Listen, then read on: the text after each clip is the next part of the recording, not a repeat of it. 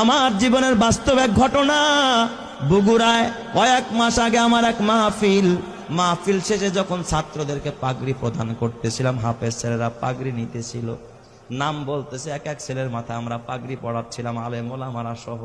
হঠাৎ এক ছেলের নাম বলতেছে মুআজ রহমাতুল্লাহ আলাইহি, নাম বলছে, কিন্তু দেখি কোনো ছাত্র সামনে নাই। কিরে মুআজ কই? কয় হুজুর মুআজ তো মারা গেছে। তাইলে নাম কেন পড়লেন? পাগড়ি কারে দিমু? কয় হুজুর পাগড়িটা হাতায়া দেন, মুআজের মা পর্দার আড়ালে বসে আছে, সেখান থেকে পাগড়ি গ্রহণ করুন। প্রত্যেকটা মানুষের দিল নরম হয়ে গেছে। পাগড়িটা হাতায়া একটা ব্যাগে দেওয়া হলো, ছোট্ট একটা বাচ্চা নিয়ে মুআজের মার কাছে পৌঁছায়া দিল। বয়ান শেষে আমি যখন খানা খাচ্ছিলাম, মোহতামিম সাহেবকে জিজ্ঞাসা করলাম, মোহতামিম সাহেব, জীবনে এই অভিজ্ঞতা আমার এই ফার্স্ট যে মৃত ছেলেকেও পাগড়ি দেওয়া হয়। এই কথা বলতেই মোহতামিম সাহেব দেখে কাঁদতেছে, বড় হাফেজ সাহেব পাশে বসা, সেও কাঁদতেছে। আমি কই কাঁদেন কেন? কয় ওস্তাদ, এই মুআজ হলো আমার মাদ্রাসার 1 নম্বরের ছাত্র, আমাদের সম্পদ ছিল। আমার ছেলের জন্য আমার এত মায়া লাগে না যতটা মায়া আমার এই মুআজের জন্য। আমি বললাম এত কি গুণ এই মুআজের? কয় ওস্তাদ, মুআজ 18 মাসে কোরআনের হাফেজ হয়, জীবনে পাগড়ি ছাড়া নামাজ পড়ে নাই, মুআজের বাবা নাই, মুআজের মা বড় অসহায়, এই মাদ্রাসা লিল্লা বোর্ডিং এ মুআজরে এতিমখানায় ফ্রি খাওয়াই আমরা, চিকিৎসা পর্যন্ত আমরা করাই। আমি বললাম তাহলে মুআজ কেমনে মারা গেল? কয় হুজুর কিছুদিন আগে চিকুনগুনিয়া জ্বর হয়েছে, আমরা ওর মারে খবর দিলাম, বললাম মুআজের মা মুআজের বাসায় নিয়ে যান, চিকুনগুনিয়া জ্বর হয়েছে।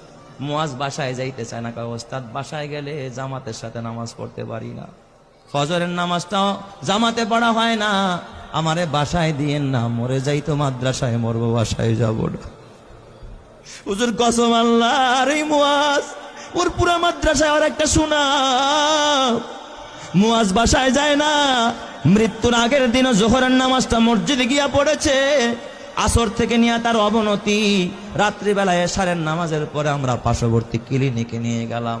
সেখানে বাবা এই অক্সিজেন লাগায় রাখছে, প্রায় গভীর রাত্রে মুআজ ওই রাতে ইন্তেকাল করেছে। হুজুর মুআজ ইন্তেকাল করেছে, আমরা স্তব্ধ হয়ে গেছি। মুআজের দাফনটা আমাদের মাদ্রাসার গেটের পাশে মাদ্রাসার কবরস্থানে আমরা করেছি। হুজুর আমি বললাম তাহলে ঠিক আছে, মুআজ ইন্তেকাল করলো, তাহলে পাগড়ি কেন মুআজের মাকে দিতে হবে? ওস্তাদ আপনি তো জানেন না। এই কথা বললাম, মোহতামিম সাহেব একটা ডেস্কের বয়ের টান দিয়ে একটা চিঠি বের করছে। কয় দেখেন এই যে পত্র পাঠাইছে মুআজের মা। আমি চিঠিটা খুইলা দেখি মুআজের মা লিখছে সংক্ষেপে, ওস্তাদ হাফেজ সাহেব সব ছাত্রকে পাগড়ি দিবেন, কিন্তু আমার কলিজার টুকরা, আমার কলিজা সেরা ধন মুআজরে পাগড়ি থেকে বঞ্চিত কইরেন না, আমার মুআজরে পাগড়িটা দিবেন। এই আবেদনটুকু করেছে। হাফেজ সাহেব মুআজের মারে ফোন দিয়া ব্যাখ্যা চাইলো কেমনে পাগড়ি দিব।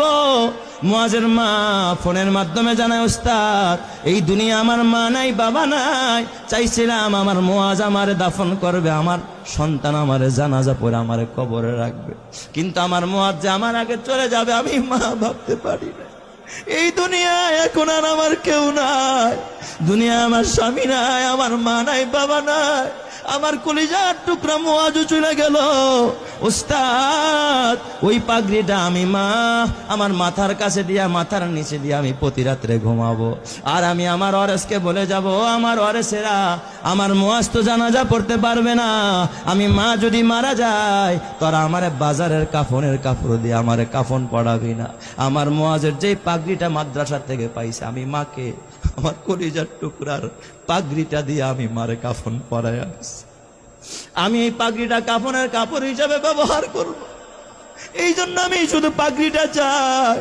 ও আমার মা, মা গো, কালকে যদি মরে যাও মা, নাকের ফুল থাকবে না, কানের দুল থাকবে না, গলার মালা থাকবে না, হাতের বালা থাকবে